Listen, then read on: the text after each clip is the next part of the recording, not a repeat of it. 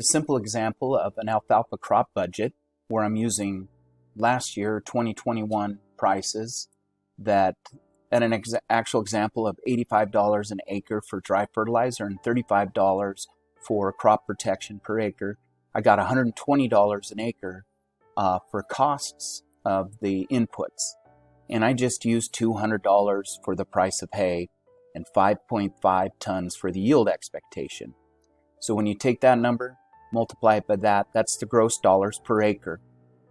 And out of that $120 you spent on crop inputs, we were 10.91% of the budget. So that's a good example of what alfalfa looked like in 2021. I've changed it now to where you can see what maybe a 2022 input cost would look like using some of the stuff that we've been seeing as average prices on fertilizer blends. Let's say dry fertilizer is $115 an acre and crop protection still that $35 an acre. Came up with $150. And if you remember from the last example, I came up with 10.91% that Wilbur Ellis or crop inputs were as a percentage of budget. In order to keep that at that 10.91%, the cost of the hay should be $250 using that same yield expectation of 5.5 tons. Seeing a larger amount of gross dollars per acre, that is true, but it does take an increased amount of risk and cash flow in order to make that $13.75. But this is just a good example of seeing what perhaps your hay could cost as a percentage of budget in order to see where you can price your hay.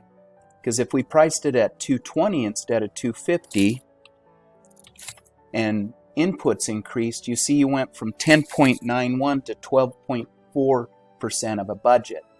The only way to offset that is if you kept your price low but you had extremely good yields, and you can see you'd have to get about a 6.3 tons at a lower price in order to get that 10 or close to that 10.91%.